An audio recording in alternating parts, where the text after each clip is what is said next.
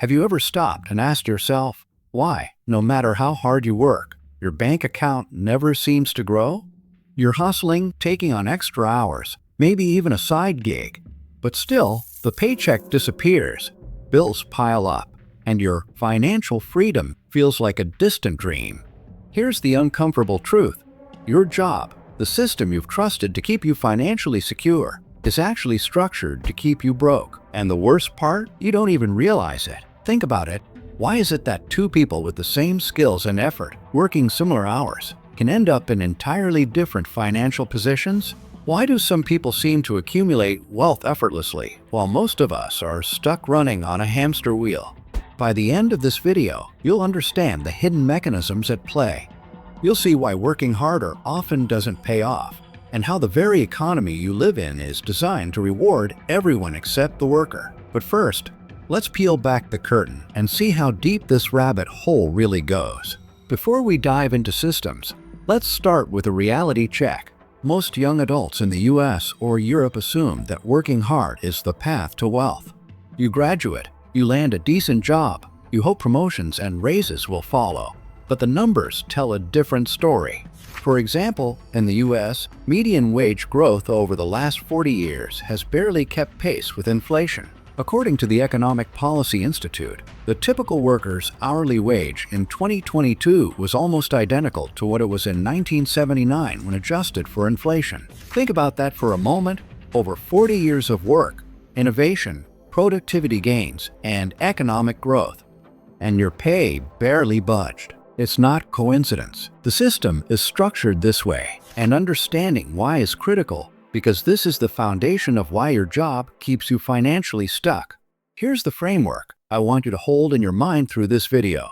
It will explain why this happens at every level. Wage growth is structurally suppressed. The system rewards asset owners, not workers. Debt is used to stabilize the workforce. The economy converts ownership into subscriptions. The 40-hour work model was designed for stability, not wealth.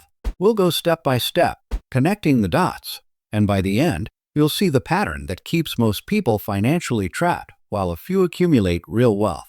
Let's start with wages. You might think promotions and raises are earned. In reality, they're controlled. Large companies deliberately slow wage growth to maximize profits. A 2019 study by the Federal Reserve found that while productivity increased by 70% since 1970, median wages rose only 12%. That gap, that's the system pocketing value workers create. Here's a simple way to visualize it. Imagine a bakery. You produce 100 loaves of bread, and the bakery earns $1,000. Productivity increases. Now you produce 150 loaves. Logically, you should earn more, right? Not if management decides to keep wages the same and pocket the extra $500. That's exactly what's happening at scale across modern economies. Ask yourself, if your work is producing more value every year, why isn't that reflected in your paycheck? Next, assets. Stocks, real estate, intellectual property. These are the mechanisms that generate real wealth. The system isn't designed to make the person clocking in at 9 a.m. wealthy. It's designed to reward those who already own assets. A simple example, someone invests $10,000 in an index fund at 7% annual growth. In 30 years, that grows to $76,000. You, working full-time, earn $40,000 a year. Spend it all on rent, bills, and food. In 30 years, no matter how hard you worked, your wealth accumulation is zero, while the investor has nearly doubled. Your labor creates value, but it's ownership that multiplies wealth. This isn't luck, it's an intentional incentive. The system wants workers dependent on wages, not on assets. Debt is used to stabilize the workforce. Now, here's where it gets sneaky. Debt isn't just a convenience, it's a control mechanism. Credit cards, student loans, car loans. They keep workers financially tethered, forcing them to prioritize minimum payments over wealth building. Consider this. In the US, student debt exceeds $1.7 trillion. That's a generation of workers starting their careers already $50,000 behind.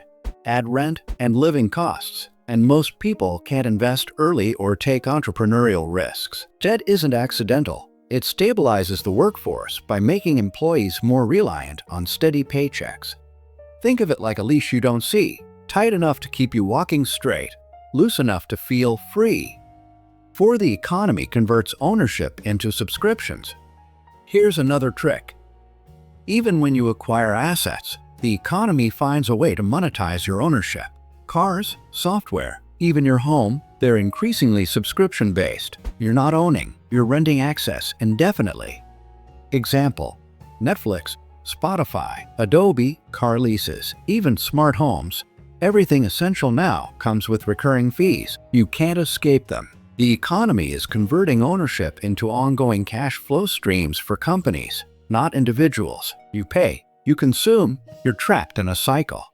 Pause and consider, when did buying something actually mean you truly owned it? The 40-hour work model was designed for stability, not wealth. Finally, the classic 40-hour workweek. You think it's just normal? It was engineered. In the 1930s, the 40-hour model was introduced to prevent social unrest, maintain worker predictability, and stabilize consumption, not to create wealth. If you crunch the numbers, even working 40+ hours per week at modest pay, your time-to-wealth ratio is slow.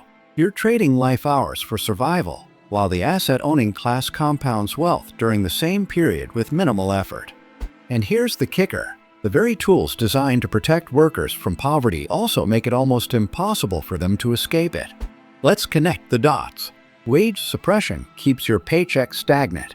Debt keeps you tied to a schedule. The system rewards those who own assets, while subscriptions extract your purchasing power back from you. The 40-hour week locks your time, your most valuable resource. Every point reinforces the other. Your job isn't neutral. It's a design mechanism to maintain your dependency. That's the uncomfortable truth. Think about it this way.